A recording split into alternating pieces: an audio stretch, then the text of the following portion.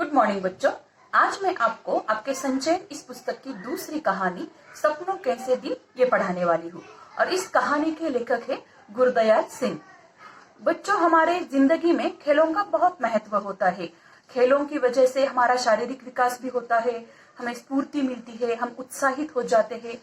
अगर हमारा मूड खराब हो और अगर कोई आपको खेलने का मौका दे दे या फिर स्कूल में भी अगर हम आपको खेलने के लिए लेकर जाए तो आप बहुत ही फ्रेश हो जाते हो, आपके दिल को अच्छा लगता है खेल, तो आपके मन को भी खेल अच्छा करता है। खेल की वजह से आपका मानसिक आरोग्य भी अच्छा रहता है और आपका शारीरिक विकास भी होता है, आप हेल्दी रहते हो। इसकी वजह से आपके एक्सरसाइज भी होती है। खेलों की वजह से हमें हमारे मन को फ्रेश रखने के लिए खेल भी जरूरी है, लेकिन खेल और पढ़ाई इन दोनों का संतुलन रखना हमें आना चाहिए। तो खेल के समय में पढ़ाई नहीं करनी चाहिए और पढ़ाई के समय में भी खेल नहीं करना चाहिए। इन दोनों को आपकी समय सारिणी मतलब टाइम टेबल आपका बनाना चाहिए कि किस समय आपको खेलना है, किस समय आपको पढ़ाई करनी है। पढ़ाई के लिए कौन सा समय आपके लिए बहुत अच्छा है या फिर आपको ऐसे लगता है कि हाँ, अगर इस समय में मैं सुबह सुबह है या फिर दोपहर, जो आपको अच्छा लगता हो समय, उस समय में आपको पढ़ाई करनी है। और आपको जिस समय में खेल, तो क्या खेल के लिए समय की कोई जरूरत नहीं होती है। आप बच्चों को तो कभी भी खेल खेलना अच्छा ही लगता है। तो खेलों के भी बहुत सारे फायदे हैं, लेकिन खेल की वजह से पढ़ाई में नुकसान नहीं होने देना चाहिए। मतलब जीवन में खेल को भी अहमियत देनी है, महत्व देना है और खेल के साथ साथ पढ़ाई को भी महत्व देना है। इन दोनों का संतुलन हमें बनाए रखना है। तो आज की हमारी यह जो कहानी है वो ऐसे ही लेखक के बचपन के बारे में है कि लेखक के समय में, क्योंकि लेखक का जन्म हुए बहुत साल हुए हैं, तो लेखक के समय में ज्यादातर बच्चे खेल को महत्व देते थे। मतलब लेखक तो पढ़ाई भी करते थे, लेकिन उनके जो दूसरे दोस्त थे, तो उस समय में बच्चे किस तरह से पढ़ाई करते थे या नहीं करते थे और किस तरह से शरारतें करते थे, किस तरह से वो नादानियां करते थे, तो सारा लेखक ने अपने अनुभवों को और अपने दोस्तों के अनुभवों को और उस जमाने में अध्यापक मतलब शिक्षक कैसे होते थे, उनके किस तरह से उनकी मारपीट भी होती थी उस समय में, तो पूरी ये जो कहानी है लेखक के और उनके दोस्तों के बचपन के बारे में है और उनके पढ़ाई के बारे में है, उनके स्कूली जीवन या फिर उनके बचपन के बारे में ये सब कहानी है। और इस कहानी के जो लेखक है गुरदयाल सिंह, मैं पहले आपको उनकी जानकारी देती हूँ। गुरदयाल सिंह, इनका जन्म 1933 में हुआ था। पंजाब के जैतो कस्बे में 10 जनवरी 1933 को एक साधारण दस्तकार परिवार में जन्मे गुरदयाल सिंह ने बचपन में कीलों, हथौड़ों से काम लेते हुए शिक्षा पूरी की और कलम पकड़ी। मतलब इनका जो बचपन है, बचपन में ये बहुत ही ज्यादा अमीर नहीं थे, गरीबी में ही उन्होंने सब अपना शिक्षा पूरी की थी। 1954 से 1970 तक स्कूल में अध्यापक रहे। पहली कहानी 1957 में पंचदरिया पत्रिका में प्रकाशित हुई। जब कॉलेज में प्राध्यापक हुए तो अपने ही उपन्यास पढ़ाने का मौका मिला। अंततः यूनिवर्सिटी में प्रोफेसर के पद से अवकाश ग्रहण किया। गुरदयाल ठेठ ग्रामीण परिवेश और भावबोध के लेखक के रूप में जाने जाते हैं। बड़े सहज रूप से वे अपने पात्रों का चयन खेतीहर, मजदूरों, पिछड़े और दलित वर्ग के लोगों के बीच से करते हैं, जो सदियों से अपने समाज की उस दूषित व्यवस्था के शिकार है, जो पीढ़ी दर पीढ़ी उनकी शारीरिक हड्डियों को ही नहीं गलाती रही है, उनकी पूरी मानसिकता को दीनहीन और बेबस बनाए हुए है। पंजाबी भाषा में उल्लेखनीय योगदान के लिए ज्ञानपीठ पुरस्कार से सम्मानित गुरदयाल सिंह को अपने लेखन के लिए साहित्य अकादमी, सोवियत लैंड नेहरू सम्मान, पंजाब के साहित्य अकादमी सहित कई अन्य पुरस्कारों से सम्मानित होने का गौरव प्राप्त हुआ है। उन्होंने बतौर लेखक कई देशों की यात्रा भी की है। उन्होंने अब तक 9 उपन्यास, 10 कहानी संग्रह, 1 नाटक, 1 एकांकी संग्रह, बाल साहित्य की 10 पुस्तकें और विविध गद्य की 2 पुस्तकों की रचना की है। गुरदयाल सिंह की प्रमुख कृतियां है मढ़ी का दीवा, अथ चांदनी रात, 5वां पहर, सब देश पराया, सांझ सवेरे, ये आत्मकथा है। और उनकी आत्मकथा क्या जानूं मैं कौन। मतलब ये जो लेखक है बहुत ही प्रसिद्ध है और हिंदी साहित्य के क्षेत्र में उनका बहुत ही बड़ा योगदान रहा है और उन्होंने अपने लेखन के द्वारा ऐसे ही दीन, दुखी और पीड़ित जो लोग हैं या फिर जिन लोगों का शोषण करता है ऊपरी समाज या फिर बड़े लोग जिनका शोषण करते हैं, ऐसे ही लोगों का दुख और कष्ट अपने पाठों के द्वारा या फिर अपने कहानी संग्रहों के द्वारा लोगों के सामने प्रस्तुत किए हैं। तो हम पाठ की शुरुआत करते हैं। सपनों कैसे दिन। मेरे साथ खेलने वाले सभी बच्चों का हाल एक सा होता। नंगे पांव, फटी मैली सी कच्ची और टूटे बटनों वाली कई जगह से फटे कुर्ते और बिखरे बाल। यहाँ पर लेखक उनके बचपन के समय में किस तरह से बच्चे होते थे और उनका हाल कैसा था वो हमें बता रहे हैं कि मेरे साथ खेलने वाले सभी बच्चे, मतलब लेखक और उनके जो सभी दोस्त थे एक साथ खेलते थे, तो इनका एक सा हाल होता था। मतलब सभी के नंगे पांव, मतलब उनके पैरों में कभी जूते या फिर अच्छे अच्छे शूज नहीं मिले उनको, क्योंकि वो काफी गरीब थे। क्योंकि उस समय में, ये कहानी को लिखे हुए बहुत समय हुआ है, तो उस समय में उतना, या फिर लेखक जब जन्मे थे उस समय में भारत में इतनी प्रगति नहीं हुई थी। भारत के लोग उतने पैसे वाले नहीं थे, जो थे उनमें से लेखक नहीं थे। तो इनके पैर को कभी अच्छे अच्छे शूज नहीं मिले, तो इसलिए वो कहते हैं कि नंगे पांव, फटी मैली सी कच्ची। कच्ची मतलब कमर पर पहनने का लंगोट जैसा छोटा सा वस्त्र वो पहनते थे और उनके जो कपड़े होते थे वो भी फटे हुए और वो भी मैले होते थे, क्योंकि धोने के लिए उनके पास तो उतनी साबुन नहीं होती थी। टूटे बटनों वाली कई जगह से फटे कुर्ते और बिखरे बाल। और जो कुर्ता होता था, कुर्ता मतलब जो उनका शर्ट होता था, वह भी फटा हुआ रहता था और बटन भी टूटे हुए होते थे और उनके जो बाल वैसे बिखरे ही होते थे। मतलब आज के आप जिस तरह से बच्चे हो उस तरह के मतलब आपके पेरेंट्स आपको बहुत ही अच्छा रखते हैं। मतलब आपके लिए पढ़ाई का इंतजाम करते हैं, कपड़ों का इंतजाम करते हैं, आपके रहन सहन का वो देखते हैं। अगर आप गंदे रहते हो, मतलब बाल यहाँ वहां बिखरे हुए हैं और अगर आपके अच्छे कपड़े भी नहीं है, तो आपके पेरेंट्स आपको रोकते हैं, टोकते हैं या फिर अच्छी आदतें लगाने के लिए प्रयास करते हैं। लेकिन उस समय के पेरेंट्स की भी जो दशा है वो भी इस पाठ के माध्यम से हमें समझती है, क्योंकि बच्चों के ऊपर उतना ध्यान नहीं था जितना ध्यान आज के पेरेंट्स देते हैं। आपके पेरेंट्स भी देते हैं कि पढ़ाई कैसे चल रही है, अब कैसे होगा पढ़ाई का, लेकिन उस समय में उतना पढ़ाई को इम्पोर्टेंट नहीं दिया जाता था, या फिर बच्चों का रहन सहन, बच्चों के कपड़े, उनका इतना ख्याल नहीं रखा जाता था। तो लेखक यहाँ बताते हैं कि उनका हाल कैसा होता था बचपन में।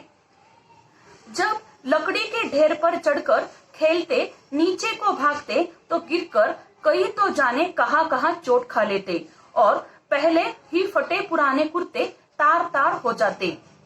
जब किसी लकड़ी पर या फिर अगर किसी पेड़ पर या फिर जो टूटी हुई लकड़ियां है जो कि चूल्हा जलाने के लिए काम आती थी, तो उस समय में उतना गैस का उपयोग लोग नहीं करते थे, तो ऐसे ही लकड़ियों के ऊपर, बड़ी बड़ी लकड़ियों के ऊपर से जब लेकर चढ़ते थे या फिर पेड़ों पर चढ़ते थे, जब नीचे उतरते थे तो जो उनके कपड़े होते थे, जो पैंट होती थी, वो तो पहले ही फटी थी, पुरानी थी।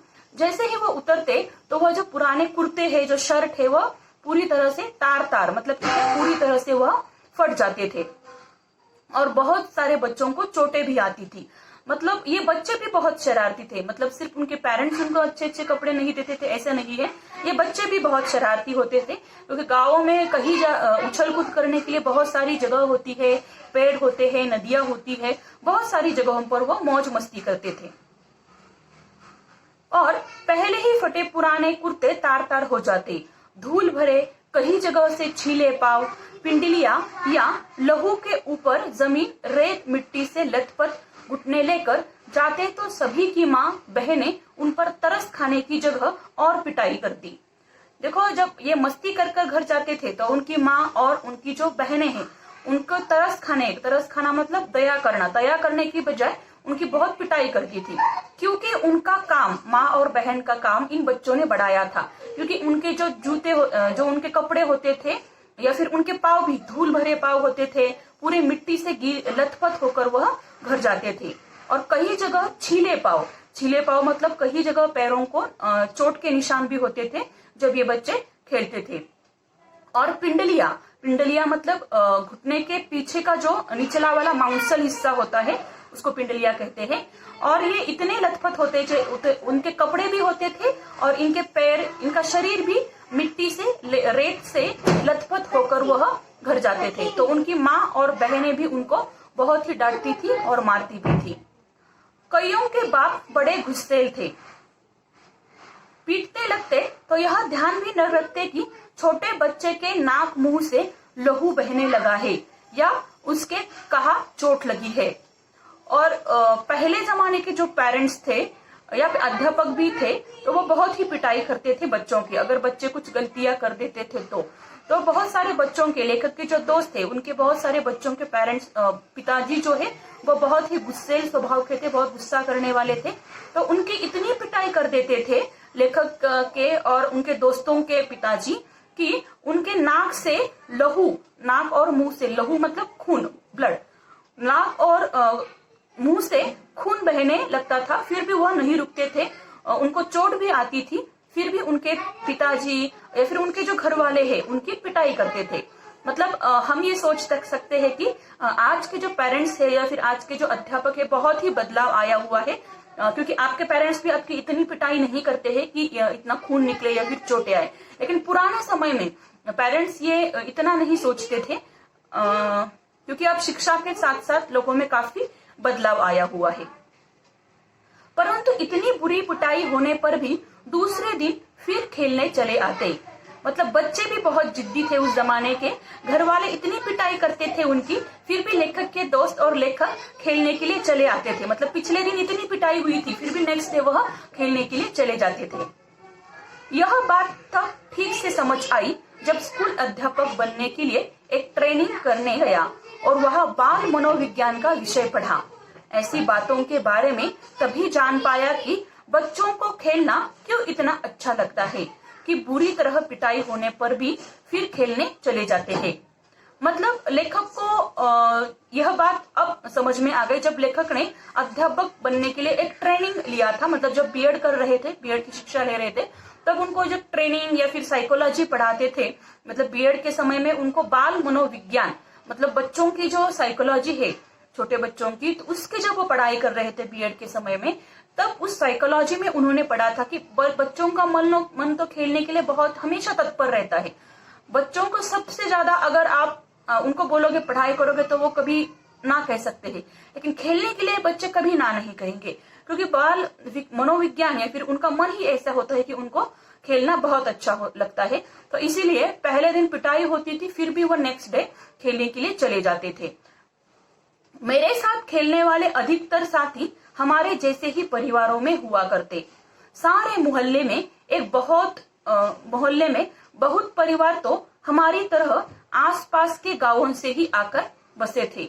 मतलब लेखक जहां रह रहे थे, जिस गली में या फिर जिस मोहल्ले में रह रहे थे, वहां का माहौल वो बता रहे हैं कि सारे मोहल्ले में लेखक जिस तरह से गरीब आदमी थे, ठीक उसी प्रकार से दूसरे जो लोग थे उनके आस पड़ोस वाले, वह भी दूसरे गांवों से वहां पर काम के सिलसिले में आकर बस रहे थे या फिर वहां पर भी वह सेटल हो चुके थे।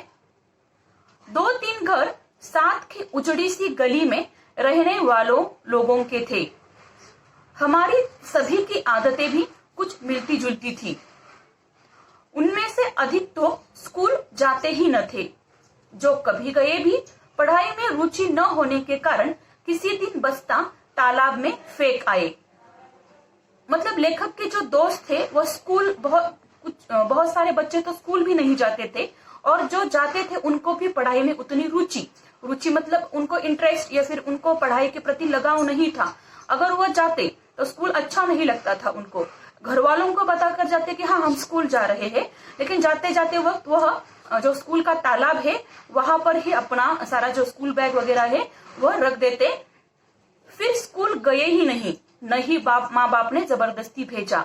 मतलब जब उनको पढ़ाई में रुचि नहीं थी, इंटरेस्ट नहीं था, ऐसे ही वो कहीं पर भी अपना बस्ता फेंक देते और बाद में वो बच्चे स्कूल भी नहीं गए। और उनके जो माता पिताजी जो है उन्होंने भी जबरदस्ती करके उन बच्चों को स्कूल में नहीं भेजा। लेकिन आज के जमाने में ये पॉसिबल नहीं है, क्योंकि आज के जो बच्चे हैं बच्चों को भी पढ़ाई करना अच्छा लगता है। अगर बच्चों को नहीं भी लगता है तो भी पेरेंट्स उनको भेजते हैं। क्यों भेजते हैं? बच्चों आपकी भलाई के लिए भेजते हैं। अगर आपके भी मन में ऐसा आ रहा है कि हमें भी नहीं लगता है, अच्छा हम भी ऐसा कर सकते हैं क्या, तो आप ऐसा नहीं कर सकते हो, क्योंकि आपके माता पिताजी आपको स्कूल में पढ़ने के लिए भेजते हैं, क्योंकि उसमें आपकी भलाई होने वाली है। आप आगे जाकर बहुत बड़े आदमी बन सकते हो, कोई डॉक्टर बनेगा, कोई इंजीनियर, कोई एडवोकेट बनेगा, या फिर कोई अच्छा सा बिजनेसमैन बनेगा, कोई खुद का बिजनेस खोल सकता है। तो पढ़ाई से कभी नुकसान नहीं होता है, पढ़ाई से सबका अच्छा ही होता है, सबकी भलाई ही होती है। इसलिए पेरेंट्स सबको स्कूल भेजते हैं। तो आज के पेरेंट्स बहुत ही पढ़ाई के बारे में जागरूक है, अलर्ट है। लेकिन उस जमाने के पेरेंट्स पढ़ाई के बारे में ज्यादा जागरूक नहीं थे, अलर्ट नहीं थे, तो पेरेंट्स भी जबरदस्ती बच्चों को स्कूल नहीं भेजते थे। इसीलिए तो उन बच्चों का उतना विकास नहीं हुआ है, वो उतना आगे नहीं बढ़ पाए हैं। हमारे लेखक आगे बढ़ पाए, वो अध्यापक बने थे किसी स्कूल में, बहुत ही प्रसिद्ध लेखक बने, देश विदेश में एज अ राइटर के तौर पर वो घूमे थे, क्योंकि वो पढ़े लिखे थे। और उनके जो दोस्त थे वो पढ़े लिखे नहीं थे, वो उतने बड़े आदमी, लेखक की तरह बड़े आदमी नहीं बन पाए। तो हमें ये बात ध्यान में लेनी है कि लेखक बड़े आदमी बन पाए सिर्फ शिक्षा के माध्यम से। उन्होंने शिक्षा ली, इसलिए वह बड़े आदमी बन पाए। तो हमें भी ये तय करना है कि हमें भी बहुत अच्छी शिक्षा लेनी है, ताकि हम भी बहुत अच्छे आदमी बन पाए। यहाँ तक कि परचूनिये, आड़तीये भी अपने बच्चों को स्कूल भेजना जरूरी न समझते। परचूनिये मतलब परचून की दुकान चलाने वाले। परचून मतलब किराने की सामान की दुकान, जहां पर आटा या फिर शक्कर वगैरह ऐसी चीजें मिलती है, तो उनको परचून कहते हैं। परचूनिये की दुकान चलाने वाले लोगों को परचूनिये कहते हैं। और आड़तीये मतलब आढ़त का व्यापार करने वाले, जैसे हमारे मार्केट यार्ड में है, जो कि गुलटेकड़ी में है, वहां पर आढ़त का व्यापार मतलब कि क्या, बड़े बड़े तौर पर, मतलब 100 किलो पोटैटो या फिर ओनियन ऐसा जो बेचते हैं, वहां पर हमने देखा है मार्केट यार्ड में, आप भी गए होंगे। तो वहां पर बड़े तौर पर जो व्यापारी होते हैं, बड़े बड़े संख्या में, बड़ी मात्रा में वह अपने जो सब्जियां है या फिर जो फल है वह बेचते हैं। उनका जो व्यापार करने वाले जो व्यापारी है, वह जो उनके बच्चों को भी स्कूल भेजना उन्होंने ठीक नहीं समझा था, या फिर उतना जरूरी वह पढ़ाई को नहीं समझते थे। कभी किसी स्कूल अध्यापक से बात होती तो कहते, मास्टर जी, हमने इसे क्या तहसीलदार लगवाना है, थोड़ा बड़ा हो जाए तो पंडित घनश्याम दास से लंडे पढ़वा कर दुकान पर बहिया लिखने लगा देंगे। और अगर किसी अध्यापक से, किसी टीचर से उन दुकानदारों की बातचीत होती थी, तो वो मास्टर जी उनको आग्रह करते कि आप अपने बच्चों को स्कूल में भेजिए। मतलब उस समय में, मतलब 50 साल पहले, या फिर भारत को जब स्वातंत्र्य नहीं मिला था, उस जमाने में या फिर उस जमाने से पहले शिक्षा की इतनी बुरी हालत थी कि बच्चे स्कूल तो आना ही नहीं चाहते थे, लेकिन उनके पेरेंट्स भी बच्चों को उतना पढ़ाते नहीं थे, स्कूल भी नहीं भेजते थे। जो अध्यापक है, जो टीचर है, गवर्नमेंट टीचर, वह घर घर जाकर बच्चों को, हमने पढ़ा है सावित्रीबाई फुले या फिर महात्मा फुले, उनकी जो बुक्स है उसमें हमने पढ़ा है, या फिर उनकी इंफॉर्मेशन जहां मिलती है हमने वहां पढ़ा है कि वह जो लोग है, मतलब सावित्रीबाई फुले या फिर जो दूसरे समाज सेवक है, वह घर घर जाकर लोगों में जागरूकता पैदा करते थे, लोगों को शिक्षा का महत्व समझाते थे और उनके बच्चों को पढ़ाने के लिए स्कूल बुलाते थे। तो यहाँ पर भी ऐसा ही हाल था। लेखक ने बताया कि स्कूल के मास्टर जी अगर कहीं पर लेखक मतलब जो दूसरे बच्चे हैं, किसी किराने दुकानदार के बच्चा या फिर किसी आड़तीये का व्यापार करने वाले जो व्यापारी है, उनको मिलते तो मास्टर जी शिक्षा का महत्व बताते।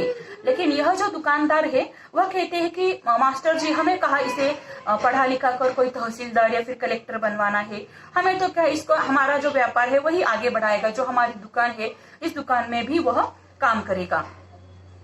थोड़ा बड़ा हो जाएगा, मतलब पढ़ाई लिखाई का थोड़ा सा तो आना चाहिए, मतलब जो लोग किराना वगैरह लेकर जाते हैं तो उनका हिसाब किताब के लिए वह कहते हैं कि जो घनश्याम दास है वो एक व्यापारी था, तो उनके वहां पर लंडे मतलब हिसाब किताब लिखने की पंजाबी प्राचीन लिपि, क्योंकि लेखक हमारे पंजाबी है तो पंजाब की स्टोरी, पंजाब राज्य के यह स्टोरी है पूरी। तो वो बता रहे हैं कि वो जो लिपि होती है, जैसे हमारे हिंदी की और मराठी की लिपि देवनागरी होती है, तो वहां की ये जो लिपि थी लंडे, तो इस लिपि का जो थोड़ा सा ज्ञान है, मतलब किराने के सामान को लिखना या फिर उनके कितने पैसे हुए उसको लिखना, यह जो सारा काम है वह घनश्याम दास नाम का जो आदमी है वह हमारे बच्चों को सिखा देगा। और बहिया मतलब खाता, मतलब दुकान के हिसाब किताब का ब्यौरा, जिसमें लिखा जाता है कि किसकी कितनी उधारी हुई कौन व्यक्ति कितना सामान लेकर गया, उसकी डेट, ये जो उधारी की जो नोटबुक होती है, हम भी देखते हैं किसी किराने की या फिर किसी अन्य दुकान में, वहां पर एक नोटबुक भी होती है, जो लोग उनके आस पड़ोस वाले उधार लेकर जाते हैं तो उसमें वह सब रिकॉर्ड होता है। तो यह जो लिखने का काम है सिर्फ वो तो कोई भी सिखा देगा या फिर घनश्याम दास नाम का आदमी सिखा देगा। पंडित 6-8 महीने में लंडे और मुनिमी का सभी काम सिखा देगा। वह तो अभी तक अलिफ बे चीम ज भी सीख नहीं पाया। अलिफ बे जीम च मतलब ये उर्दू की वर्णमाला के अक्षर है, जैसे हमारे वर्णमाला के अक्षर क ख ग घ है, तो ये जो अलिफ बे जीम च ये उर्दू की वर्णमाला के अक्षर है। तो ये कहते हैं कि 6-8 महीने उस पंडित के यहाँ पर हम भेजवा देंगे, तो सिर्फ उतना जो काम है किराने के लिए, जो किराने दुकान चलाने के लिए जितना पढ़ाई लिखाई होनी चाहिए कि कैलकुलेशन आना चाहिए, किसने 100 रुपए का सामान लिया, किसने 500 रुपए का लिया, या फिर किसने क्या क्या किराने की मतलब शक्कर ले ली, चाय पत्ती ले ली, तो इस तरह से जो लिखाई पढ़ाई का काम है तो उतना कोई भी उसको सिखा देगा।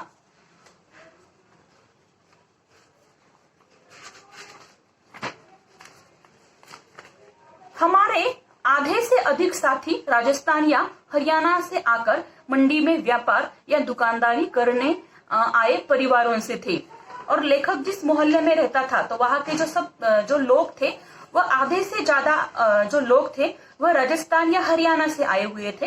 राजस्थान के शायद मारवाड़ी लोग हो सकते हैं, हरियाणा के जो लोग होते हैं वह उस आकर मंडी में रह रहे थे, और व्यापार उनका था, बिजनेस था, दुकानदार या फिर कोई भी दुकान, किराने की दुकान हो या फिर अन्य कोई दुकान हो, तो इस तरह से वह दुकान भी चलाते थे। जब बहुत छोटे थे तो उनकी बोली कम समझ पाते, क्योंकि लेखक थे पंजाबी और जो लोग आए हुए थे उनकी गली में राजस्थानी और हरियाणी थे। तो हरियाणी तो पंजाबी लोगों को थोड़ी सी समझ में आ जाती है, लेकिन राजस्थानी भाषा उनको समझ में नहीं आ रही थी लेखक को। उनके कुछ शब्द सुनकर हमें हंसी आने लगती, परंतु खेलते तो सभी एक दूसरे की बात खूब अच्छी तरह समझ लेते। मतलब ये सारे बच्चे, लेखक थे पंजाबी, उनके कोई दोस्त हरियाणा से थे, कोई दोस्त राजस्थान से आए हुए थे, लेकिन सभी एक दूसरे के साथ मिलजुल कर रह रहे थे, खेल रहे थे। तो इस समय क्या हुआ, एक दूसरे की भाषा वह सीख गए और हंसी मजाक करते पहले भाषा सुनते समय। हमारे साथ भी कभी ऐसा होता है कि कोई शब्द अगर दूसरी भाषा का हमें सुनाई दे तो हमारी लैंग्वेज में, जैसे हमारे मराठी लैंग्वेज में या फिर हिंदी लैंग्वेज में उसका कोई अलग मीनिंग हो सकता है, तो हमें बहुत हंसी आती है। तो इस तरह से वह भी हंसी मजाक किया करते थे लेखक और उनके दोस्त। पता भी नहीं चला कि लोकोक्ति अनुसार एह खेडन मतलब खेलने के दिन बहुत कम होते हैं। एह खेडन दे दिन 4, यह जो लोकोक्ति है, हमने आपको लोकोक्ति लास्ट ईयर पढ़ाई थी, अभी भी पढ़ाने वाले हैं। लोकोक्ति है उनकी लैंग्वेज में, एह खेडन दे दिन 4 मतलब खेलने के दिन 4 होते हैं। मतलब कि क्या, खेलने का समय तुरंत चला जाता है, बीतता है। कैसे कब बीत गए। हम में से कोई भी ऐसा न था जो स्कूल के कमरे में बैठकर पढ़ने को कैद न समझता हो। कुछ अपने माँ बाप के साथ जैसा भी था काम कराने लगे। मतलब लेखक और उनके जो दोस्त थे उसमें से बहुत सारे मतलब सारे ही लेखक के साथ जो उनके दोस्त थे पढ़ने को क्या समझते थे, वह किसी कमरे में कैद समझते थे। जैसे क्लासरूम में जब वे बैठते थे तो खुद को क्या समझते थे, कैद समझते थे। क्यों कैद समझते थे, आज के बच्चे कैद नहीं समझते हैं, उस जमाने के बच्चे कैद समझते थे, क्योंकि उस जमाने के अध्यापक भी उनकी बहुत पिटाई करते थे या फिर बहुत सख्ती के साथ उनके साथ पेश आया करते थे। घर पर उनके पेरेंट्स भी उनकी पिटाई करते थे, और उतनी पिटाई जैसे कि हमारे लेसन में बताई है लेखक ने कि उनके नाक से मुंह से खून निकलता था, इतनी पिटाई उनके पिताजी किया करते थे, और उनके अध्यापक जो है, टीचर जो है, वह भी उतनी पिटाई करते थे। तो इसलिए उनको स्कूल कैद लगने लगा था या फिर जेल लगने लगा था। कुछ अपने माँ बाप के साथ जैसा भी था काम कराने लगे। मतलब बहुत कम उम्र में लेखक के जो दोस्त थे काम करने के लिए लग गए। उनके माँ बाप जो काम करते थे, कोई दुकान चलाता था, कोई मजदूरी करता था दूसरों के यहाँ, तो ऐसे गरीब थे सारे, तो उस तरह से वह काम करने के लिए लग गए थे, 4 पैसे कमाने या फिर अपने माँ बाप की मदद करने के लिए वह लग गए थे। बचपन में घास अधिक हरी और फूलों की सुगंध अधिक मनमोहक लगती है। यह शब्द शायद आधी शती पहले किसी पुस्तक में पढ़े थे परंतु आज तक याद है। लेखक उस जमाने का बताते हैं कि बचपन में घास अधिक हरी और फूलों की सुगंध अधिक मनमोहक लगती है। बचपन हमारे बचपन का जो समय होता है वह खेलने का होता है, कूदने का होता है, कहीं दूर पहाड़ी पर जाकर, कहीं खेतों में जाकर खेलने कूदने, किसी घास में खेलने कूदने का मन होता है, या फिर फूलों के सानिध्य में बगीचे में जाना हमें बहुत अच्छा लगता है। यह शब्द शायद आधी शती पहले, शती मतलब शताब्दी या फिर 100 वर्षों का जो समय होता है उसको हम शती कहते हैं, पहले किसी पुस्तक में पढ़े थे परंतु आज तक याद है। याद करने का कारण यही है कि यह वाक्य बचपन की भावनाओं, सोच समझ के अनुकूल होगा। लेखक ये कहते हैं कि यह वाक्य आज तक याद है। क्यों याद है? क्योंकि यह बचपन की जो भावनाएं होती है, भावनाएं मतलब इमोशंस, बच्चों के जो इमोशंस होते हैं कि खेलना कूदना, फूलों के सानिध्य में जाना, किसी बगीचे में जाना, यह जो भावनाएं होती है यह सोच समझ के अनुकूल होता है, बच्चों के अनुकूल यह सब माहौल होता है। परंतु स्कूल के अंदर जाने से रास्ते के दोनों ओर जो अलियार के बड़े ढंग के कटे छाटे झाड़ उगे थे, जिन्हें हम डंडिया कहा करते, उनके नीम के पत्तों जैसे पत्तों की महक आज तक भी आंख मूंद कर महसूस कर सकता हूँ। मतलब उनके समय में जब लेखक स्कूल जाते थे तो वो यादें बता रहे हैं कि जब वो स्कूल जाते थे तब अंदर जाने का जो रास्ता था, उनके दोनों ओर जो बहुत सारे पेड़ थे, कटे झाड़े मतलब काटकर सवारे गए ऐसे झाड़ उगाए थे। मतलब जिन पेड़ों की हम कटिंग करते हैं और फिर उनको बहुत अच्छे से हम सभी एक लाइन में उगाते हैं। हमारे भी बंगलोज के बाहर या फिर कई जगह पर हमने देखा है कि छोटे छोटे पेड़ होते हैं, उनको कट करके उनको अच्छे से सेट करके सभी पेड़ एक तरह से दिखाई देते हैं। उनकी जो महक है वह आज भी लेखक को याद है, या फिर नीम के पत्तों की महक आज भी याद है, क्योंकि लेखक गांव में पढ़े लिखे थे, कहीं शहरों में नहीं थे। तो सारा बचपन मतलब फूलों के सानिध्य में बिताया गया बचपन, पेड़ों के संपर्क में बिताया गया बचपन, ये सब लेखक को आज भी बहुत अच्छे से याद है। उन दिनों स्कूल की छोटी कैरियों में फूल भी कई तरह के उगाए जाते थे, जिनमें गुलाब, गेंदा और मोतिया के दूध सी सफेद कलियां भी हुआ करती। उन दिनों में या फिर आज भी हमारे स्कूल पे भी हम देखते हैं, अगर हम टेरेस पर जाए या फिर ग्राउंड पर जाए तो पेड़ पौधे हैं, तो वहां पर उनके समय में भी जो स्कूल होता था उनकी कहीं गमले में या फिर कहीं पर भी वो अच्छे से पेड़ लगाते थे, फूलों के पौधे भी लगाते थे। तो उनकी सुगंध आज भी लेखक को याद है। तो गुलाब के फूल होते थे, गेंदा या फिर मोतिया, मोतिया मतलब सफेद दूध जैसा एक फूल होता है, उसको मोतिया कहते हैं। तो वो बहुत सुंदर फूल लेखक के स्कूल में लगाते थे। तो लेखक को सारा स्कूल का जो वातावरण है, सारा माहौल आज भी याद है। मोतियों की दूध सी सफेद कलियां भी हुआ करती। ये कलियां इतनी सुंदर और खुशबूदार होती थी कि हम चंदू चपड़ासी मतलब चपरासी या फिर प्यून से आंख बचाकर कभी कभार एक दो तोड़ लिया करते। और जो फूलों की कलियां होती थी बहुत ही सुंदर होती थी, इसलिए लेखक क्या करते थे, उन चपरासियों से या फिर प्यून से चुरा कर इन कलियों को तोड़ते थे। उनकी बहुत तेज सुगंध आज भी महसूस कर पाता हूँ, परंतु यह याद नहीं कि उन्हें तोड़कर कुछ देर सूंघकर फिर क्या किया करते। मतलब चुपके चुपके से लेखक और उनके साथी उन फूलों को, उन कलियों को तोड़ा करते थे, लेकिन तोड़कर खुशबू तो लेते थे, लेकिन बाद में इन फूलों का क्या करते थे सूंघकर, वो लेखक को आज उतना याद नहीं है। लेखक ने यहाँ बताया है कि शायद मैं जेब में डाल देते, माँ उसे धोने के समय निकालकर बाहर फेंक देती, या हम ही स्कूल में बाहर आते उन्हें बकरी के मेमनों की भांति चढ़ जाया करते।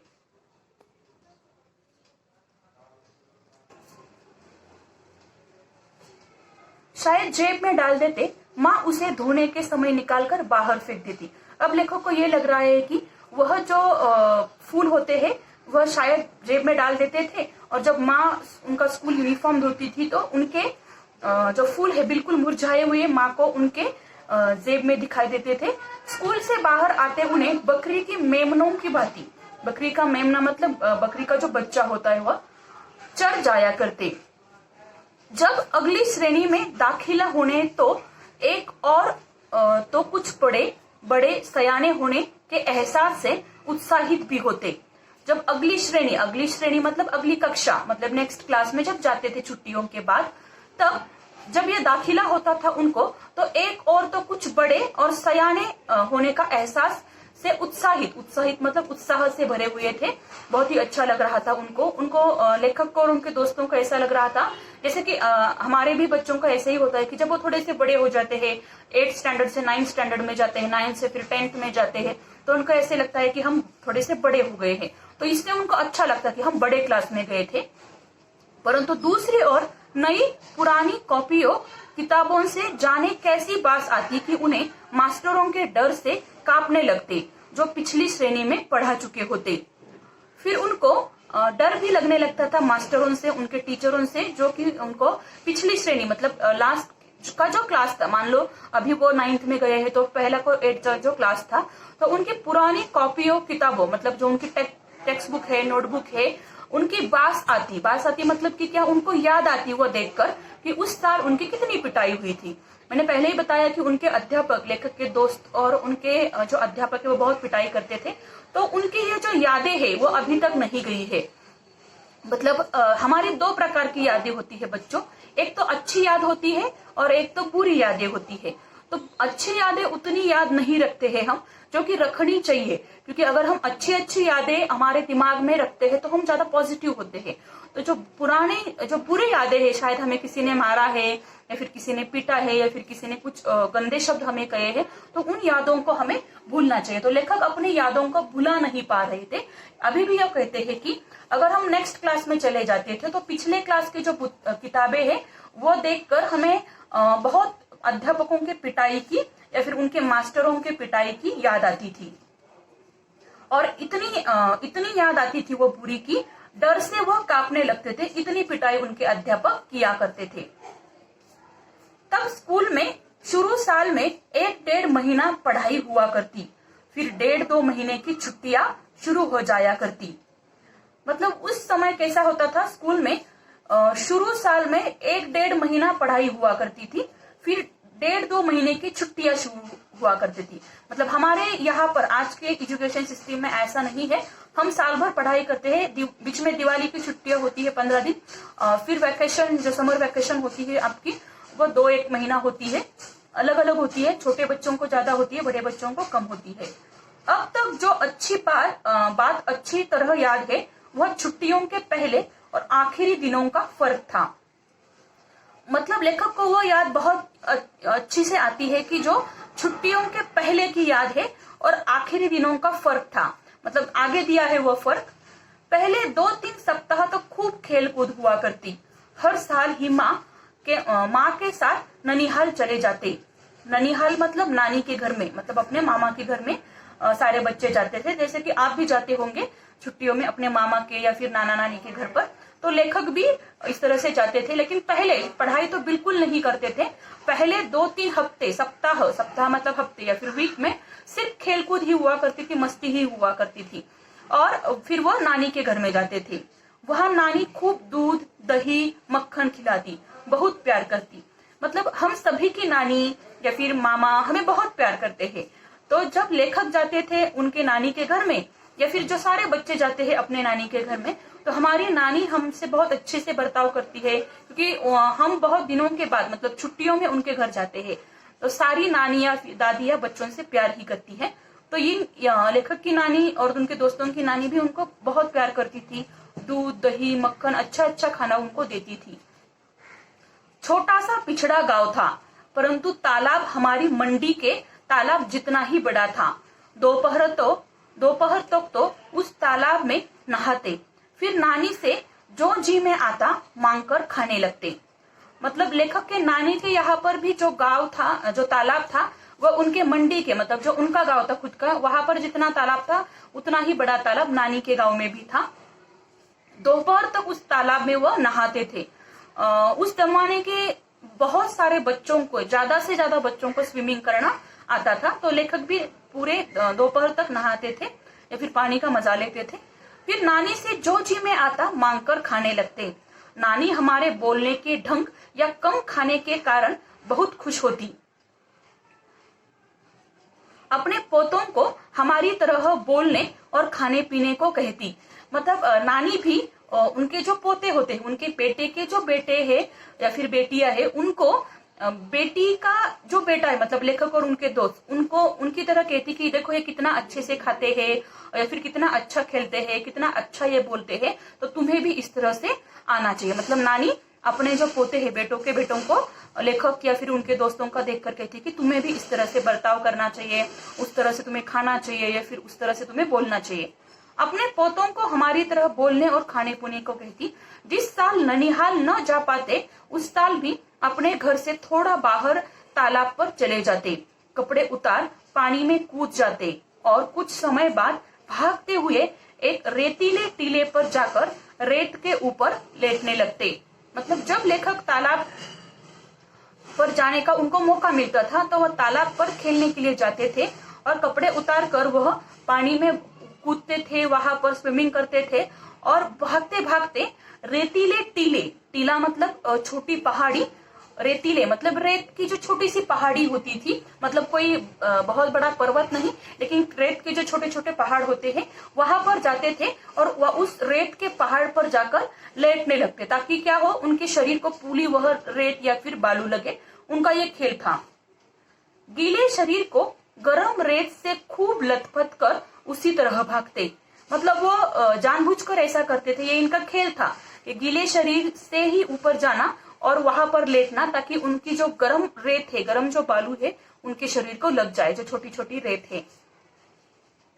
और किसी ऊंची जगह से तालाब में छलांग लगा देते। मतलब उस तालाब के साइड में जो मिट्टी का ढेर था या फिर बालू के जो ढेर थे, वहां पर चढ़ जाते और ऊंची छलांग लगाकर वह तालाब में कूदते थे और पानी में तैरने का मजा लेते थे। रेत को गंदले पानी से साफ कर फिर टीले की ओर भाग जाते और जो उनके शरीर को रेत लगी थी, रेत मतलब बालू की जो छोटी छोटी मिट्टी होती है, जैसे हम समुद्र के किनारे या फिर नदी के किनारे जाते हैं तो जो बड़ी बड़ी बालू है वह नहीं, लेकिन छोटी छोटी ऐसी मिट्टी होती है, उसको हम रेत कहते हैं। रेत को गंदले पानी, गंदले मतलब मैले पानी से साफ कर फिर टीले की ओर भाग जाते। टीला मतलब वही जो छोटी सी रेत की पहाड़ी होती थी, पर्वत होता था वह। याद नहीं कि ऐसा 5-10 बार करते या 15-20 बार। कई बार तालाब में कूदकर ऐसे हाथ पांव हिलाने लगते जैसे बहुत अच्छे तैराक हो। लेखक कितनी बार ये करते ये तो उनको याद नहीं है, लेकिन वो तालाब में कूदकर हाथ पांव हिलाने लगते जैसे बहुत अच्छे तैराक हो। मतलब जब उनको तैरने नहीं आता था, तब वो तैरने की कोशिश करते थे या फिर उनके दोस्त उनको सिखाने लगते थे। परंतु 1-2 को छोड़ मेरे किसी साथी को तैरना नहीं आता था। कुछ तो हाथ पांव हिलाते हुए गहरे पानी में चले जाते, तो दूसरे उन्हें बाहर लाने के लिए किसी भैंस के सींग या दुम पकड़कर बाहर आने की सलाह देते।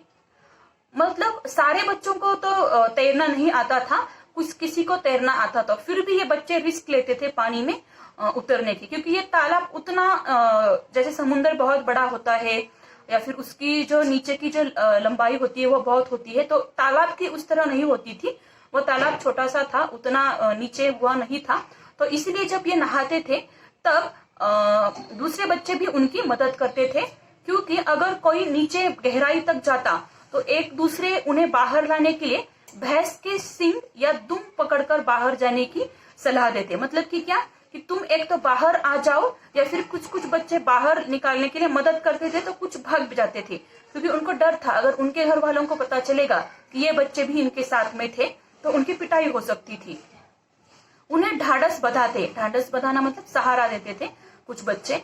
कूदते समय मुंह में गंदला पानी भर जाता तो बुरी तरह खांसते। कई बार ऐसा लगता कि सांस रुकने लगी है, परंतु हाय हाय करते किसी न किसी तरह तालाब के किनारे पहुंच जाते। मतलब ये बच्चे भी हमने देखा, जो जिन बच्चों को तैरना आता है उनकी कोई बात नहीं, वो तैर कर बाहर निकाल सकते हैं, खुद की जान बचा सकते हैं। लेकिन जिन बच्चों को तैरना नहीं आता था वह भी अपने दोस्तों के साथ जाकर यहाँ पर रिस्क ले रहे थे, नहा रहे थे, जो कि नहीं करना चाहिए, ऐसा वो बच्चे कर रहे थे। और गंदला पानी, अगर गंदा पानी भी उनके मुंह में चला जाता है तो खासकर वह पानी निकाल देते थे और हाय हाय करते, मतलब बचते बचाते वह तालाब के किनारे पहुंच जाते थे और खुद के प्राणों की रक्षा कर ही लेते थे। फिर लेकिन ये बहुत ही रिस्की बात है, इतनी रिस्क नहीं बच्चों को उठानी चाहिए। फिर छुट्टियां बीतने लगती तो दिन गिनने लगते। दिन गिनना एक मुहावरा है, मतलब छुट्टियों के बीतने पर चिंता प्रकट करते, क्योंकि उनको हॉलिडे होमवर्क या फिर गृह कार्य दिया गया होता है। लेकिन जब ये मतलब ये कई सारे बच्चों की, आज के भी बच्चों की ये कंडीशन है कि शुरू के दिनों में जब हमें छुट्टियां लगती है, बच्चों ये आपका भी हो सकता है कि जब हमें छुट्टियां लगती है तो हम शुरू के दिनों में उतना होमवर्क नहीं करते हैं। जैसे ही हमारी छुट्टियां खत्म होने को आती है तब हम बहुत जल्दबाजी करते हैं, अरे मेरी इतनी पढ़ाई रह गई, स्कूल रीओपन होगा तो हमारे अध्यापक, हमारे टीचर देखेंगे। तो ये बच्चे भी ऐसे ही थे, ये भी बच्चे शुरू के दिनों में बहुत मस्ती मजाक करते थे। लेकिन जैसे ही छुट्टी खत्म होने को आती तो यह डर कर पढ़ाई करने के लिए लग जाते या फिर दिन गिनने के लिए लग जाते कि अब कितने दिन रह गए, अब कितने दिनों में हमें कितना होमवर्क करना है। फिर वो प्लानिंग करते, फिर वो टाइम टेबल बनाते। खेल कूद और तालाब में नहाना भी भूलने लगता, मतलब उनको बहुत टेंशन आता था बाद में। फिर खेल कूद भी भूल जाते थे, तालाब में नहाना भी ये बच्चे भूल जाते थे। मास्टरों ने जो छुट्टियों में करने के लिए काम दिया था उसका हिसाब लगाने लगते।